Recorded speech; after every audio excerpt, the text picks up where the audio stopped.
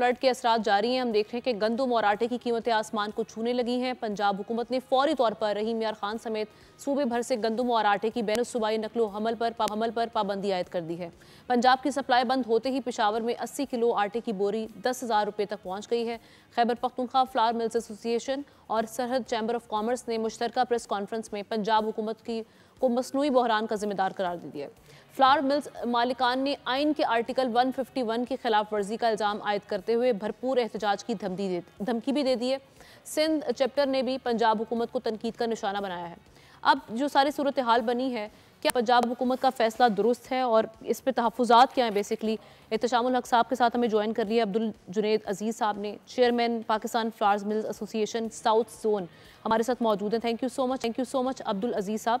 ये कहिएगा, ये आप किस तरह से देख रहे हैं? हुकूमत की रुकावट बनने की वजह आप क्या समझते हैं? इस पाबंदी की वजह आप क्या समझ रहे हैं? और साथ ही साथ आपके तहफ़्फ़ुज़ात बेसिकली हैं क्या? अस्सलाम वालेकुम। देखिए जी, अल्हम्दुलिल्लाह पाकिस्तान जो है ना, वो चारों सूबों के साथ मिलकर एक इकाई बनता है।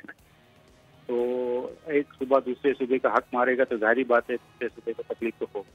जैसे आपने कहा आर्टिकल 151 के तहत ये कॉन्स्टिट्यूशन में प्रोविजन है कि कोई सूबा किसी की गंदम या और कोई चीज़ नहीं रोक सकता।